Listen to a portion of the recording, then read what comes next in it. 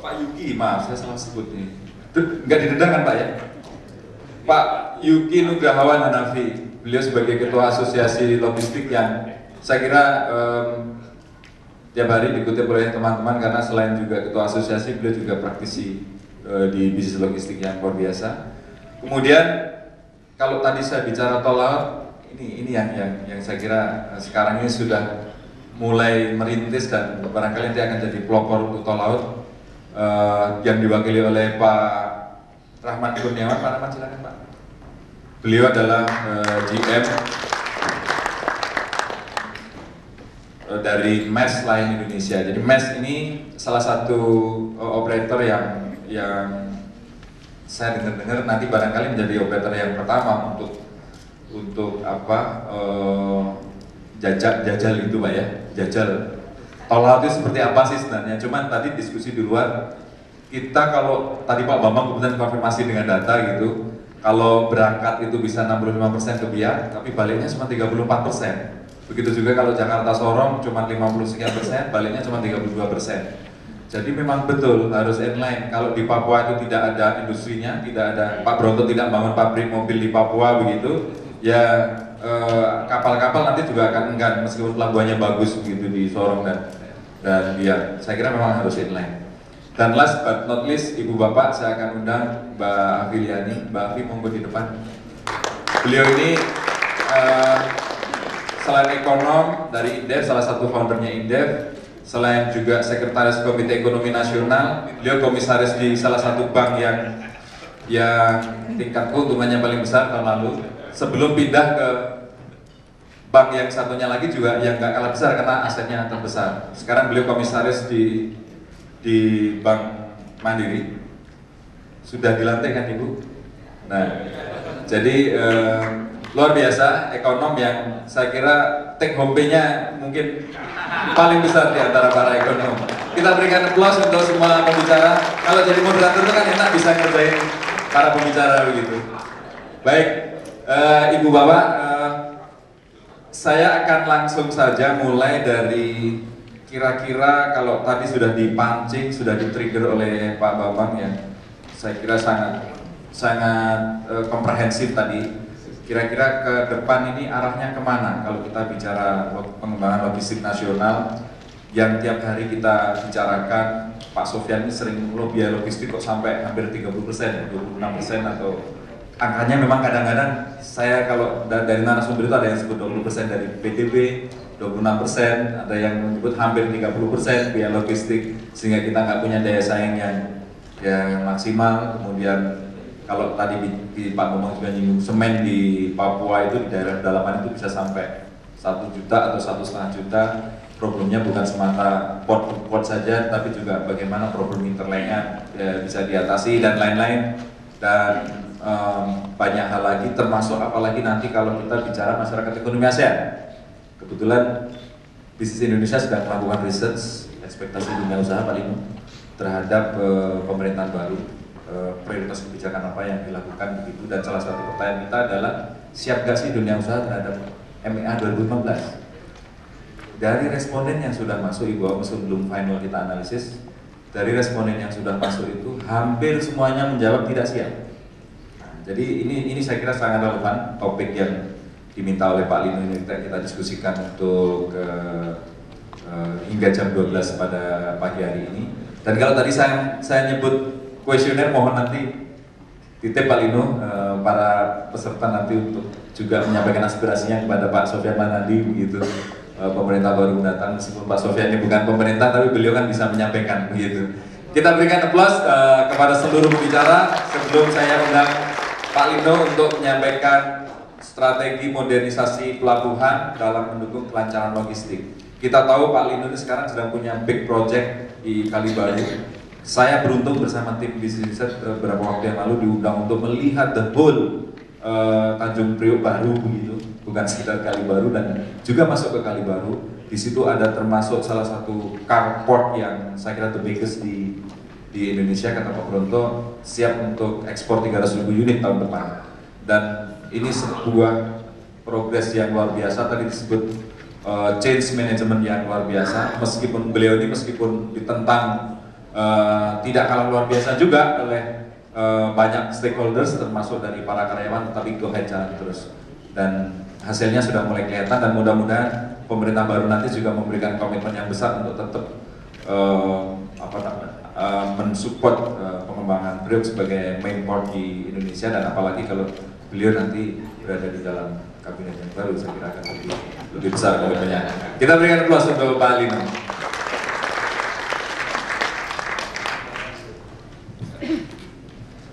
Assalamualaikum warahmatullahi wabarakatuh. Jadi saya deklar pertama kali saya nggak mau jadi menteri. Saya kursi pelabuhan aja nih. Saya kan pasti nolak kalau ditawarin dulu. Karena saya kemarin saya bilang sama Jokowi, give it me the whole Indonesia. I committed to him to invest $6 billion. Dan saya beresin pelabuhan itu. Itu jauh lebih kurang dari itu. Saya akan mulai dari next. Nah ini kita tuh lupa, tanah air itu nggak ada terjemahannya di dunia. Cari bahasa apa nggak ada. Orang kita, ya, di negara mana pun, my homeland, tanah air itu nggak ada terjemahannya. Yang ada di Indonesia, sudah banyak tahun kita lupa. Luar negeri kita itu tanah air, airnya lupa. Nah ini saya kira akhirnya kalau kita tiap hari lihat di koran, itu maritim. Kita harus bersama, dan saya kira arahnya juga benar. Itu implementasi. Studi itu banyak sekali. Kalau ditumpuk sudah sampai di bulan implementasi apa? Jadi kita butuh implementasi yang sangat solid dan dikerjakan secara konsisten. Nah ini hal yang menarik. Tadi bahwa ada buku kecil dilihat situ. Itu kita minta Oxford Economics bikin assessment dampak ekonomi daripada pengembangan IPC terhadap Indonesia seperti apa. Hasilnya satu hal yang sangat menarik di sini. Kalau kita bisa baikin semua pelabuhan di Indonesia, pelabuhan utama terutama ya, utama dan supportingnya, itu kalau sama dengan average ASEAN, itu pertumbuhan ekonomi kita akan tambah 0,31%. Ya, hanya baikin pelabuhan, begitu powerfulnya itu, 0,31%. Dan itu mestinya nggak susah kalau kita mau. Masalahnya kita mau atau enggak. Kemudian kalau kita bisa tingkatkan sama dengan service Singapura, itu tambahnya 0,78%, Pak. Sangat powerful. Negeri ini betul-betul reformasi di pelabuhan. Karena kita bisa lihat ya, kapal jelek karena apa? Karena pelabuhannya jelek, produktivitasnya rendah. Kapal baru yang efisien nggak mungkin masuk di pelabuhan yang produktivitasnya rendah. Ya, akibatnya apa? Kita butuh kapal yang banyak, tapi kapalnya tua-tua, jelek, dan kapal mahal running cost, bukan kapal-kapal yang efisien. Karena pelabuhan yang produktivitasnya. Tadi Mas Bambang lihatin satu slide yang sangat menarik kan? Bahwa di hampir seluruh Indonesia, pelabuhan domestik itu produktivitasnya kurang dari 10 box per jam. Ya. Padahal kalau kita mau tadi dorong supaya untuk dorong penduduk tol laut itu harus naik jadi 20 minimum. Saya kasih contoh, di ICT, Hutchison waktu masuk di ICT tahun 99, itu produktivitas 40 box. Mereka butuh 5 tahun untuk naikkan dari 14 jadi 20. Ini karena berubah orang. Ya. Di Indonesia ini, kalau kita bangun baru, hari ini kita bangun 3 tahun pasti jadi udah uangnya. Tapi berubah orang susah sekali. Ya, jadi tadi ya, untuk yang dorong tol laut itu sendiri, pelabuhan yang besar dari Jakarta, Surabaya, Makassar, nanti Bitung atau Sorong, itu kita butuh retrain kurang lebih 6.000 orang di retrain dan dolar untuk beresin ini. Karena apa? Sebagian besar bisa diberesin dengan peningkatan produktivitas sama bangun baru, apa investasi, hanya beresin manajemen. Karena kalau di sini Pak ya, tiba-tiba 26% pertumbuhan. Di sini kenapa nggak bisa tumbuh? Karena nggak ada kapasitas. Belum selesai itu jadi 10 juta. Ini nggak bangun dermaga Pak, hanya beresin efisiensi, kasih alat. Car terminal yang 250.000 unit, tahun depan jadi 750.000 mobil. Jadi kalau industri mobil Pak sebelum mau ekspor nggak ada masalah Pak, cukup tempatnya. Dan ini saya bilang tadi, 250 bukan bangun jadi 300 Pak, nggak jadi 750. Negeri ini butuh seperti itu Pak.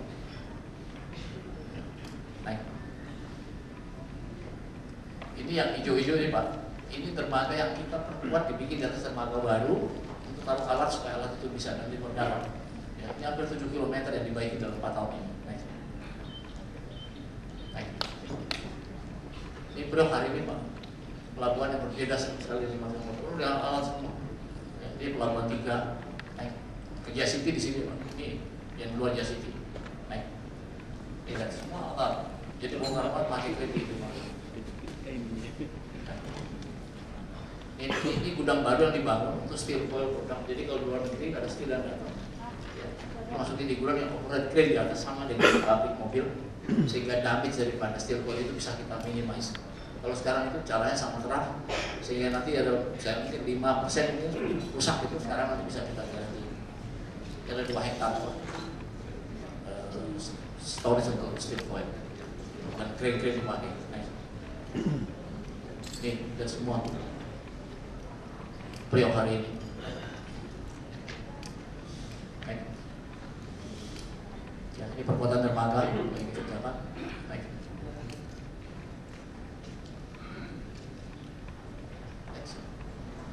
Next lagi. Ini Jaya City, Kojak. Sebentar lagi masalah Mbak Priok sudah selesai Pak. Ya, tinggal kereta apinya dibangun masuk sini. Ya, lahannya sudah bisa dikerjakan setelah lebih dari 2 tahun negosiasi, akhirnya selesai urusannya.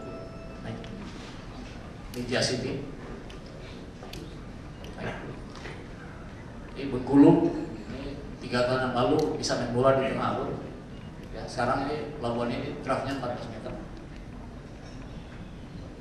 Naik. Panjang. Dulu hanya ada 2 crane, ini crane ditambah. Ada 7 crane ditambah. Alat-alat baru semua. Naik. Pontianak juga dulu hanya 1 crane ini yang ditambah, 2 itu twin lift, bisa angkat sekaligus 2 kontainer.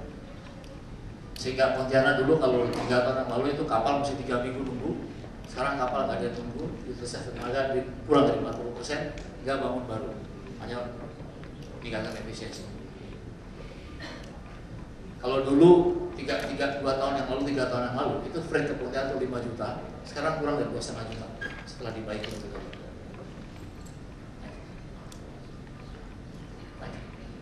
Palembang juga sama, hanya 1 crane, sekarang ini crane baru semua. Truk Bayu yang nggak ada crane-nya, tambah 7 crane di dermaga. Jambi juga ini baru. Tanggal Balam.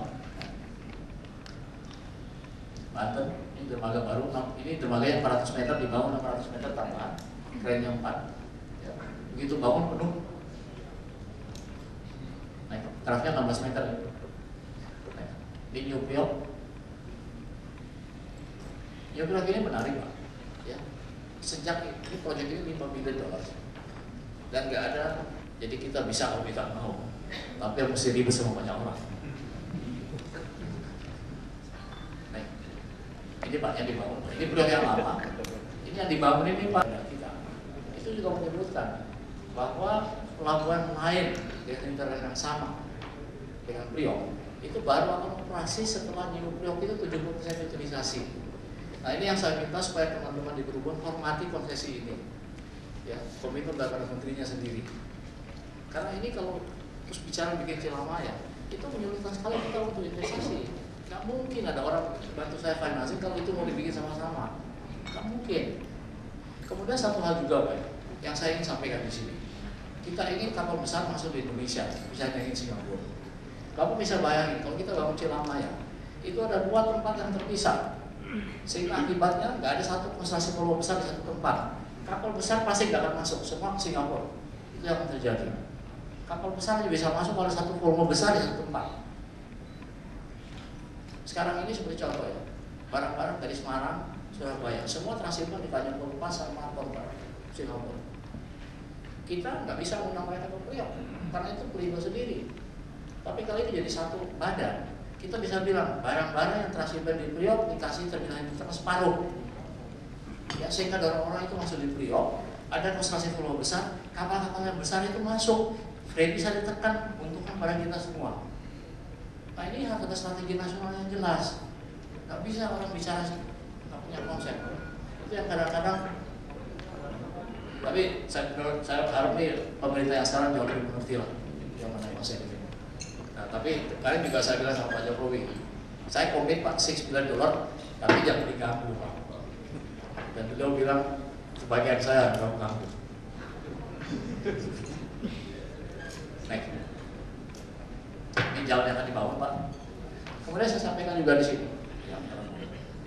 Baik. Hari ini Pak, ini proyek ini udah kayak gini Pak, di lapangan Pak. Messi Pak.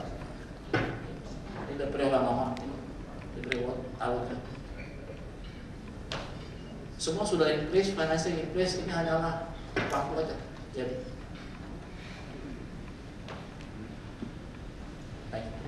Terus ya, di jalannya, jalan yang bisa pertama naik. Belum nggak bisa diprediksi schedule ya. Saya rubah Pak, rubah. Agak belok-belok dikit, tapi nggak tergantung pada basah bahan. Tapi lahan ini tetap akan kita bebaskan, tapi nanti. Jadi mereka nggak bisa tekan saya untuk jadikan proyek ini. Sehingga ini sekarang lagi bangun. Naik. Ini bagian yang sudah sebagian Pak. Terjadi ini 3 jalur masing-masing. Jalan tol, pernah diperhatiin nggak? Mengenai truk kosong. Itu truk di jalan raya Pak, di Jakarta ini Pak, dan seluruh Indonesia. 50% truk yang di jalan itu kosong Pak. Coba perhatiin. Kita nggak pernah perhatiin itu. 50% kosong Pak, truk itu. Karena apa? Truk itu datang penuh, katakan membawa muatan betul, datang penuh. Waktu pulang, itu kurang dari 5% bawa muatan Pak. Jadi jalan raya kita itu dipenuhi dengan truk kosong 50%-nya. Ini efisiensi Pak. Nah waktu itu kami, dan ini mestinya tugasnya pemerintah juga, kita ambil inisiatif Pak. Kita sudah sama-sama itu visit Long Beach dan Sydney, lihat gimana terkoneksi sistem itu dikerjakan. Software ini sekarang dalam proses beli, dan kita harapkan akhir tahun depan itu satu platform terkoneksi itu jadi. Jadi orang yang mau kirim barang atau mau ambil barang pihak itu bisa ada di situ, bisa negosiasi sama tracking company, ya. Bisa bayar di situ proses itu. Sehingga ini kita harapkan yang sekarang jadi 1,03 efisiensinya bisa naik jadi 1,6, 1,7 kurangi jumlah truk kosong di jalan raya. Dan itu bisa menekan kos, kurangi jumlah truk yang ada. Nah kemudian kita juga biaya tiga studi besar, Mas Bambang kan satu pendidikan sebagai besar itu vocational training, or Eripa, soft skill, soft infrastructure, termasuk kemudian menyiapkan sumber daya manusianya seperti apa yang mampu menopang reformasi pelabuhan sehingga bisa menjadi trigger utama untuk memperbaiki sistem logistik nasional. Dan satu yang barangkali saya bisa catat dari apa yang disampaikan oleh Pak Lino, produktivitas di Priok itu dalam beberapa tahun terakhir naik sampai 2 kali lipat. Kalau tahun 2005 atau 2009 Pak Lino, yang 3,6 juta teus itu sekarang sudah menjadi 10 juta teus tanpa harus meningkatkan menambah dermaga. Artinya dengan reformasi tadi produktivitas menjadi naik signifikan karena operasinya juga bisa menjadi lebih efisien. Jadi sama dengan kemacetan di darat, sebetulnya kalau traffic manajemennya bisa dibenahi, rasanya tanpa harus mengeluhkan kurangnya jalan, itu bisa terurai macetnya dengan lebih baik saya rasa. Baik Ibu Bapak sekalian, kalau Pak Lino sudah menguraikan mengenai reformasi pelabuhan, nah sekarang dari sisi pelaku bisnis yang menggunakan layanan pelabuhan dan kemudian juga yang menggunakan layanan logistik nasional, kira-kira seperti apa? Ini Pak Yuki Nugrahawan Hanafi sebagai Ketua Umum Asosiasi Logistik dan Forwarder Indonesia yang tentu sangat erat berhubungan dengan jasa-jasa pelabuhan dan sebagainya. Bagaimana reformasi logistik dari sisi beliau dan kemudian juga ekspektasi dunia usaha seperti apa? Beliau akan menyampaikan. Mohon Pak Yuki waktunya maksimal 20 atau 15 menit kalau bisa. Terima kasih. Kita berikan aplaus untuk Pak Yuki.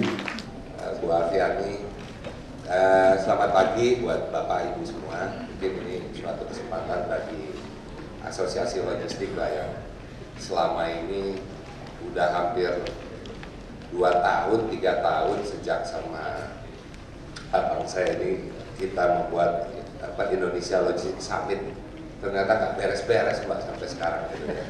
Makanya saya ingat dulu itu Presiden RI kita kedua pernah bilang, ini bukan karena ini gitu, tapi saya mau bicara ya bahwa kalau sebagian urusan di jalan beres, pasti ekonomi kita setengah jalan sudah beres. Gitu. Jadi dulu saking keselnya, mungkin dulu Pak Sofyan yang mungkin lebih tahu ya, ada Petrus segala itu saking keselnya kali dulu karena di jalan nggak beres-beres gitu. Ini mungkin ke depan ini juga bukan seperti itu karena zamannya sudah berubah, tapi visionnya mungkin harus berubah. Ini saya izinkan sedikit aja kan, kepulauan ya, sebagai negara kepulauan yang sangat berbeda dibanding dengan negara-negara yang lain, karakteristiknya juga sangat berbeda. Tapi kita juga punya tantangan ya, permasalahan infrastruktur tadi juga sudah disampaikan secara lengkap ya, termasuk juga di dalamnya jasa pengurusan juga presentasi. Jadi kita bisa lihat bahwa angkutan jalan raya itu, padahal kita negara kepulauan, tapi angkutan jalan rayanya mencapai 91,25%. Ini udah jelas-jelas salah kan, sangat salah. Per hari ini saya waktu kemarin diajak Pak Bambang lihat jembatan Comang. Ini kan jadi hot issue terus-terusan sampai sekarang nggak selesai-selesai gitu kan. Nah ternyata gitu, sekarang kalau pakai tracking dari Jakarta ke Surabaya itu memakan waktu 1 minggu. Jadi kalau pulang pergi cuma seminggu 4 kali itu gimana mau bayar spare partnya, makanya nggak aneh juga di jalan itu kita kalau lihat mobil 70% umurnya udah tua-tua. Ya ini juga dari safety juga pastinya kurang baik. Yang kedua, angkutan kereta api, walaupun kita sekarang sudah ada double track, tapi juga masih, jadi kita punya banyak pilihan dan alternatif. Angkutan penyeberangan juga masih di bawah 1%, padahal kita tahu setiap tahun yang namanya ke arah Sumatera, sebentar lagi kita menghadapi ASEAN, kalau sambungnya dari atas itu udah sebab nggak nyambung lah, ini banyak tantangan yang perlu kita benahi. Angkutan laut, ya, melalui pelabuhan Palino atau Pelindo 1, 2, 3, 4 itu hanya 7% ternyata. Dan ini terlihat bahwa PDB kita ini sangat tergantung di Bali, Jawa, dan Sumatera. Nah, Indonesia yang lain ini kan hanya sebagian kecil aja. Angkutan udara walaupun 1,3 tapi dia punya value tersendiri. Nilainya lebih tinggi karena membutuhkan satu kecepatan. Dan saya pikir sekarang sudah lebih baik walaupun belum baik. Dan yang terakhir angkutan sungai. Nah mungkin angkutan sungai ini lebih banyak di Kalimantan, di Sulawesi, sebagian besar, tapi juga hanya 0,01%. Ini letak geografis kita juga di atas punya begitu banyak puzzle. Kalau saya selalu bilang banyak puzzle ini ternyata ego sektoral kita ini sangat tinggi juga. Jadi kita nggak pernah duduk satu kamar bicarain dari pagi sampai malam. Hari ini juga terlihat kita punya yang namanya Sisloknas, tapi ternyata juga Sisloknas itu tidak mewakili semua juga. Masih banyak revisi dan lain-lain. Ini yang perlu kita perbaiki juga ke depan. Tapi minimal kita sudah ada sekarang per hari ini sistem logistik nasional. Next. Ini saya mau pakai potret-potret aja, simple-simple ya, karena setiap hari Pak Broto mungkin di Bisnis Indonesia ada khusus rubrik transportasi gitu. Isinya berantem mulu Pak. Sektor ini dengan sektor yang lain, beda-beda pendapat terus. Saya pikir kapan ini jadi satu kesatuan yang memang kita sama-sama memiliki visi yang sama untuk bangsa ini. Kita akan menghadapi ASEAN. Saya kasih gambar Palino Pak, Pelindo 2 jauh lebih baik, itu kita akui Pak. Karena Bapak juga nggak bisa kerja sendiri di sana, keterlambatan masih sering terjadi, ada custom di sana, ada karantina di sana, ya kan? Ini begitu banyak permasalahan yang lain. Ini potret kita Pak, bayangkan itu jalan per hari ini, situasi pelabuhan, itu juga airport seperti itu, padahal kita bicara safety, ada security. Jadi malah saya pernah dengar ada satu, ini bicara udara sedikit kalau boleh gitu. Satu mesin masuk ke genset kecil. Begitu di atas pesawat ternyata itu nggak ada kontrol, masih ada sisa minyaknya. Itu genset nyala di kapal Pak. Begitu terus coba bayangin itu kalau kejadian ada apa-apa, itu kan sangat mengkhawatirkan gitu. Tapi terus diadakan perbaikan. Next. Jadi saya selalu bicara biaya logistik dan vis kinerja logistik. Jadi orang selalu bilang biaya logistik kita memang tinggi. Ya, itu 23,6%, kadang-kadang ada yang bicara 26% dan seterusnya gitu. Tapi saya meyakini itu dihitung dari ekspor dan impor. Kalau kita bicara domestik, saya yakin jauh lebih tinggi. Saya ambil semen aja, semen itu satu sak itu 40% biaya kos logistik. Bayangkan, aqua mungkin 50%, belum yang lain-lain. Itu sangat-sangat tinggi gitu. Ini yang perlu dilihat ya. Tadi saya bilang teritorial kita ya, kita tergantung pada 5 pulau besar, 80% PDB dihasilkan di Jawa, Sumatera, Bali. 80% dari 245 juta penduduk juga di Jawa, Bali, dan biaya logistik nasional mencapai 23,6% dari PDB ini pada tahun 2013. Kami Alfi gitu menawarkan satu pemikiran. Ini sama dengan Pak Lino sebetulnya, bahwa ada logistik reformasi di maritim. Kami menyampaikan ada yang kita sebut dengan reformasi logistik. Itu ada pembangunan infrastruktur logistik. Saya sepakat bukan hanya hard infrastructure, tapi juga soft infrastructure-nya menjadi sangat penting. Ya, IT di kita lemah. Saya kebetulan duduk sebagai Vice Chairman di ASEAN untuk di Freight Forwarder. Sebetulnya juga yang siap menghadapi ASEAN juga mungkin hanya 5 negara, sisa 5 negara yang lain juga tidak siap. Ya, kita bicara Indonesia, Singapura, Malaysia, Thailand, dan Vietnam. Nah, yang sayangnya dari 5 negara yang siap ini, kalau hitung dari biaya kos logistik, ternyata kita nomor 5 juga gitu loh. Jadi kita di antara 10 negara di tengah-tengah nih, Pak Bronto gitu loh. Jadi ini, tapi ya memang kita nggak bisa, orang selalu bilang Singapura lebih baik. Saya terbuka aja lah, nggak ada orang Singapura gitu. Singapura lebih baik, dia cuma ngurusnya satu pelabuhan sama satu airport, Pak. Kita ada 18 pelabuhan dengan teritorial, jadi pemerintahnya mungkin harus lebih sigap lah, lebih memperhatikan. Nah, kita sebut pembangunan infrastruktur logistik, kebijakan fiskal di bidang logistik, harmonisasi regulasi, ya, begitu banyak isu, peningkatan SDM, Pak. Karena saya yakin kalau SDM-nya nggak kita tingkatkan juga tidak akan nyambung, gitu ya. Nah, ini sangat penting. Dan yang terakhir adalah profesionalisme anggota kami atau para pelaku di bidang logistik itu sendiri. Next. Ini begitu banyak, Pak, kami memberikan catatan, dan ini juga kami sudah usulkan kepada pemerintah baru yang akan datang maupun pemerintah yang sekarang. Jadi kita berharap ini menjadi salah satu dokumen negara yang bisa diserah terimakan kepada pemerintah yang akan datang. Ini pengembangan kawasan industri. Kawasan industri kita ini udah di mana laut, di mana kawasan industri, suka nggak nyambung, Pak. Kadang-kadang juga akibatnya hilir mudik transportasi itu agak sulit diatur dengan kondisi yang ada gitu. Nah, ke depan mungkin juga selain memberikan satu izin kepada kawasan untuk membangun kawasan industri, juga harus dilihat dari perspektif distribusinya, logistiknya.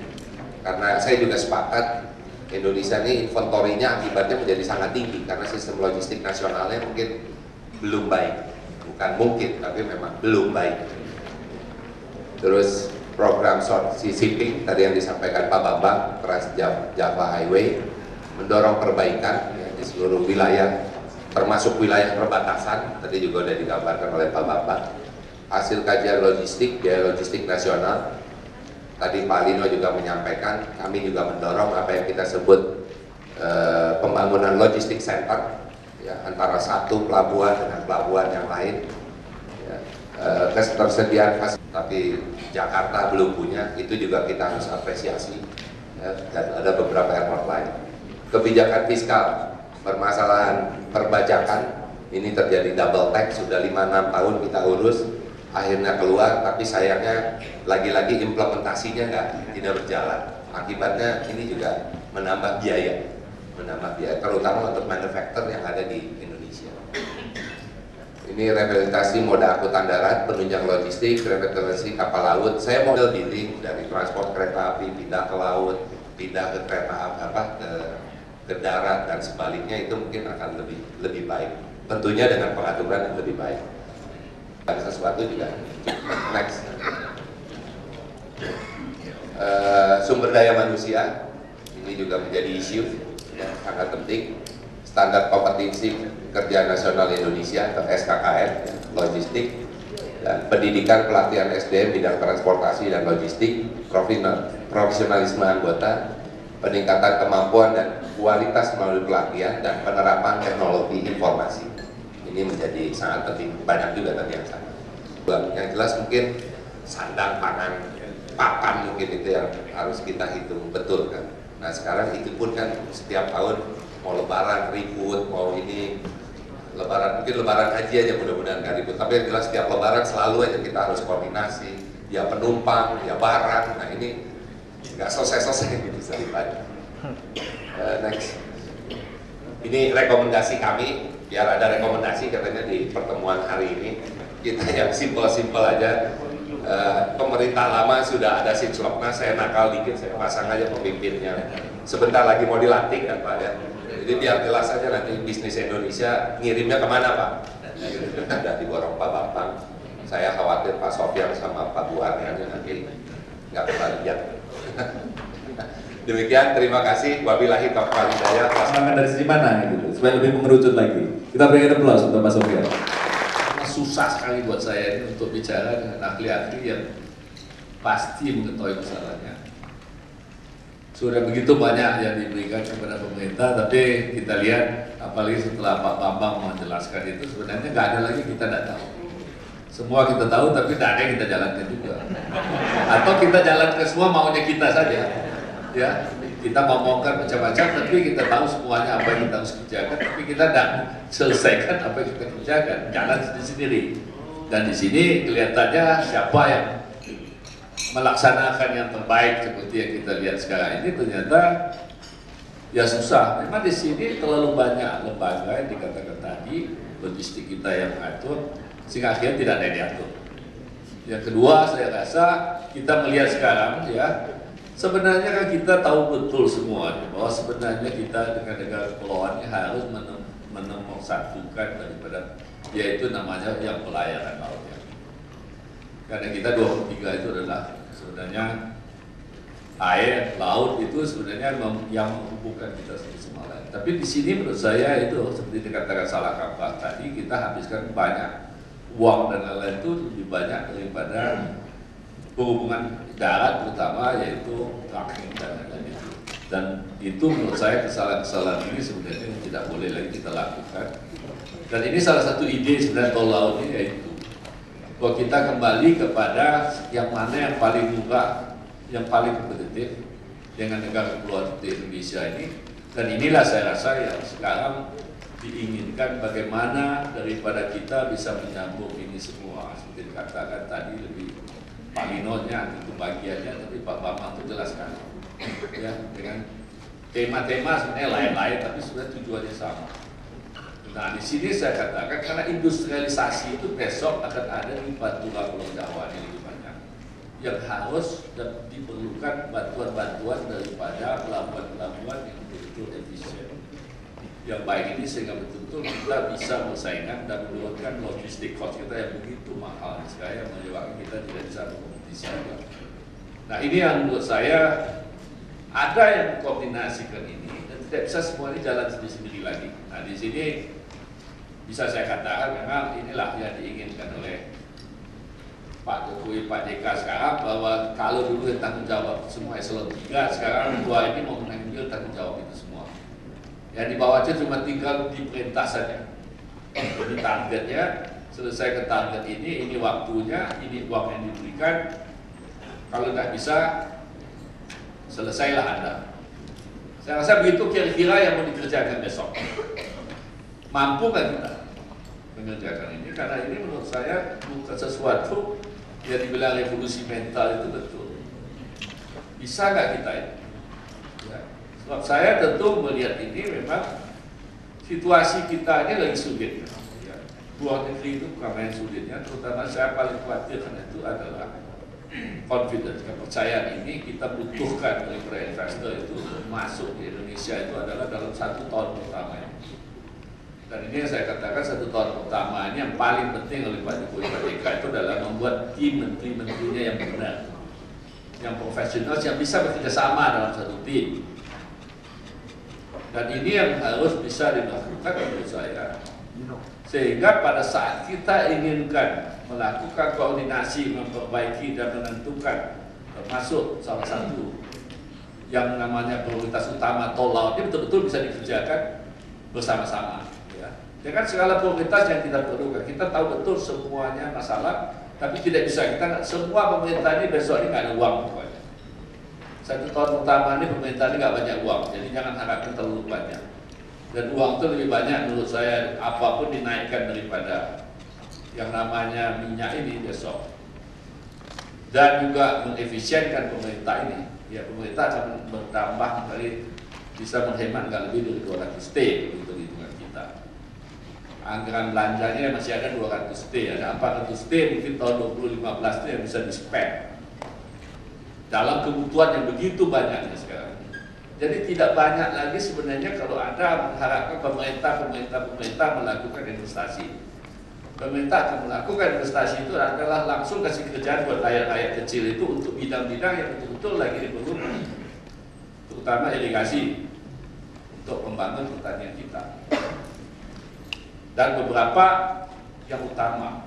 Maka itu saya katakan kalau ini kita inginkan hari ini bicarakan bagaimana kita punya logistik cost menurun. Kita harapkan pemain-pemain besok yang bisa menggerakkan itu adalah beberapa prioritas yang kita ingin lakukan, seperti sekarang ini misalnya memback Pelindo 2. Pelindo ini betul-betul pemerintah memberikan semua daripada apa yang diinginkan itu. Di samping mungkin uang yang tidak ada, tapi pemerintah pada sedikit bisa menggaranti supaya Pelindo mendapatkan keuangan yang lebih baik daripada yang dia dapat sekarang, dengan stock load-nya, dengan bunga yang lebih murah, jangka panjang dan lain-lain. Dan pemerintah bisa menggaranti itu menurut saya. Yang dulu tidak pernah, suruh jalan sendiri, cari sendiri, mau dapat berapa banyak asal jalan itu barang. Nah, sekarang kan kita tahu ada hal-hal yang bisa dilakukan asal ada yang mau tanggung jawab. Dan bisa juga Pelindo disuruh jalan sendiri. Sudah itu besok kalau ada apa-apa, ya malahan bukan cuma dipotong-potong, tapi ada aja soalnya besok di perkara ini, perkara itu, semua kan semua itu selalu ada masalah kita mengambil suatu hal-hal itu. Semua di Indonesia ini sudah politisasi dan begitu hebat, orang ini cepat marah-marah, kita ada terlalu lama dimanjakan selama 5 tahun ini dengan subsidi yang begitu besar dan lain-lain, semua asal ya toh buruh juga dimanjakan, asal demo naik gajinya. Jadi semua itu tidak ada lagi karena produktivitas, karena hitungan-hitungan ekonomi yang ada. Nah, ini bisa nggak kita sama-sama? Ini yang saya katakan mesti ada yang betul-betul menjadi penggerak-penggerak utamanya di bidang-bidang itu. Ya, seperti sekarang asosiasi logistik itu. Berikan jangan terlalu banyak, berikan kepada pemerintah ini beberapa target yang mempunyai multiplier effect sehingga logistik kita bisa berkurang. Targetkan aja, ini berkurang dari 26%, 27% ongkos logistik kita itu, kita mengkurangin let's say 5% aja dulu. Ya, kalau di negara lain itu kan logistik itu hingga 10% lebih murah dari kita. Nah, kurangin setengah. Apa yang mesti mulai kita lakukan? Pelabuhan di mana dan bagaimana entire logistik kita itu harus dilakukan secara baik. Ya, jangan diganggu, malah dibantu. Nah, ini masalah-masalah yang kita tidak punya. Koordinasi ini sama sekali kita tidak punya sekarang ini. Yang harus kita perbaiki. Ya kan? Dengan suatu rencana yang jelas dan tanggung jawab juga yang jelas. Dan di sini yang saya melihat tidak ada di pemerintah kita ini. Ya, semua jalan sendiri-sendiri, akhirnya kita tabrakan sendiri-sendiri dan kita mengeluhkan ya satu sama lain dan saling menyalahkan. Jadi saya menginginkan sebenarnya besok ini betul-betul ada suatu target bersama, baik swastanya dan juga kita beberapa pemain utama sekarang itu dalam industri kita itu, ya di dalam memperbaiki pelabuhan-pelabuhan itu yang mana yang kita harus betul-betul perbaiki. Kalau orang yang memang nggak tepat, ya sudah, kita cari yang di depan, ya, tim-tim yang baik, ya, menurut saya. Jadi sinilah kekuatan-kekuatan yang kita masih punya ini, itu kita persatukan. Karena kita tahu betul apa yang terjadi di dunia sekarang ini dalam ekonomi yang sangat menurun. Tidak gampang menurut saya. Kita tahu juga dalam negeri kita bagaimana kalau pemerintah ini sama sekali uangnya juga nggak ada, ya, untuk membiayai daripada keinginan orang yang sudah terlalu lama kita manjakan.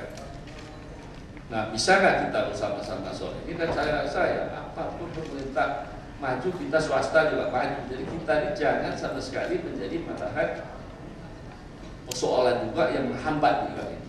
Karena kepentingan kita juga susah sekali kita koordinasikan sekarang di antara swasta sendiri. Nah, inilah yang saya harapkan, bisa nggak kita di dalam hasil seminar ini ya. Beginilah, kita tahu soalnya, kita sudah mengeluhkan puluhan kali bertahun-tahun soal ini. Tapi kita juga tidak membantu juga kalau ada pendobrak yang ingin menyelesaikan soal logistik penerbangan ini.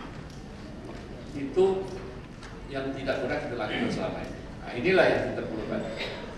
Tapi tentu saya inginkan juga seperti Pak Lino sekarang ini kan ada selalu bermasalah terus, dia mendobrak dalam membangun pelabuhan yang begitu besar rencana ekspansinya. Tentu yang lama-lama yang ketinggalan ini menurut saya tentu saja itu selalu mengeluh. Ya, saya mengeluh, bagian rakyat itu mengeluh, buruhnya mengeluh. Beginilah, saya usulkan memang Pak Lino harus panggil juga untuk koordinasikan bagaimana yang lama, yang tua-tuanya masih bekerja dengan konsepsi lama kan. Kita mau betul-betul semua, Pak Jokowi kan juga mau e-government, ini itu supaya cepat semua melalui IT dan lain-lain, koneksivitas dan lain-lain. Nah, ini saya pikir orang-orang itu dibantu, kalau tidak bisa dibantu ya tinggalin sama sekali. Nggak usah lagi itu menghambat kita untuk kita maju dalam persaingan dengan dunia luar ini. Nah, di sini bisa nggak kita bersama-sama? Ini masalah soal saya pikir sangat sulit. Selalu kita ini dalam suatu sikap kalau selalu ingin menghambat gitu. Apalagi kalau kepentingan pribadi kita punya usaha kita terkenal. Sedangkan kalau kita dibawa bersama-sama, saya pikir lebih cepat kita bisa lebih maju. Jadi saya cuma ingin melihat bahwa ini salah satu yang kita kan bukan main banyak masalah di Indonesia. Logistik ini semua our main problem sekarang ini langsung kita kena kepada kita punya cost persaingan. Jadi ini harus kita attack dulu.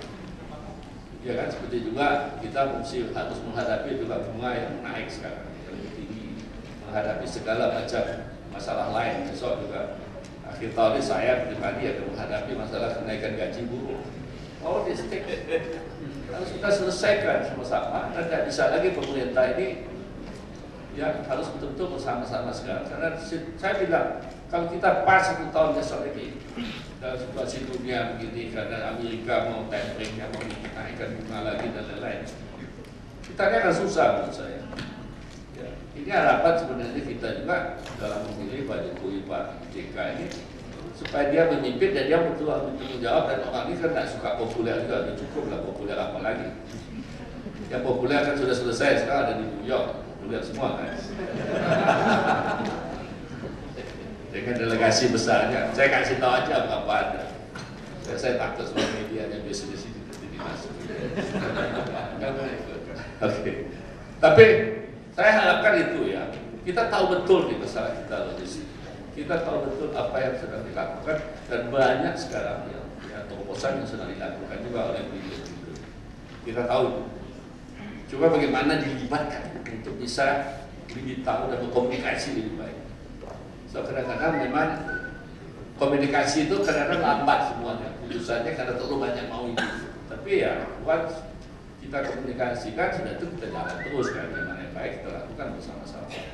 Saya cuma ingin menyampaikan sebelah ini, karena saya tuh khawatir sekarang ya, kita ini mungkin ada yang sadar atau tidak sadar bahwa kita, the good years is over. Next year you will have a bad years. Dan ekonomi selalu dalam bisnis juga kita. Tapi kalau kita bersatu, kita overcome this barrier. Saya percaya. This country is too big to fail. Ya, kita ini terlalu kaya kalau jatuh. Kalau jatuh itu karena bodoh kita sendiri. Jangan salah orang luar ya, kita yang salah. Nah inilah saya pikir, can we coordinate? Kalau memang sekarang dipilih dua-dua, oke. Karena Pak Lino dia begitu membutuhkan kecepatan kepada dia membangun pelabuhan kita ini memang menurut saya sudah ketinggalan segala macam. Ya kan, persaingan sehingga semua itu melalui Singapura, semua stok semua Singapura, kapal besar nggak ada yang bisa masuk seperti dikata kita. Nah ini akan keluar dalam 2-3 tahun ini. Jadi, maka itu ya sudahlah. Kita kerjakan aja bersama-sama. Ini logistiknya apa? Dan bagaimana konektivitas ya. Kalau kita memakai di Pulau Jawa ini misalnya setelah pelabuhan laut itu bagaimana konektivitasnya dengan kereta api ya juga langsung konektivitas. Sebab kita itu selalu menangnya karena Indonesia ini juga main nanya aja door to door aja. Jadi tracking aja dipakai. Ya kan? Jadi tidak ada konektivitas yang besar-besar itu sehingga apapun yang dilakukan oleh misalnya melalui pelayaran itu langsung ada konektivitasnya dengan kereta api misalnya untuk Pulau Jawa ini. Ya toh terakhir baru tracking menurut saya. Ya, itu sebenarnya kita lakukan di mana-mana. Sekarang ini kita membuat semua highway dari Sumatera ke mana-mana. Irian mau bikin highway, manusianya aja nggak ada. Highway apa? Ya, barangnya diangkut sekali-sekali mana mungkin visible.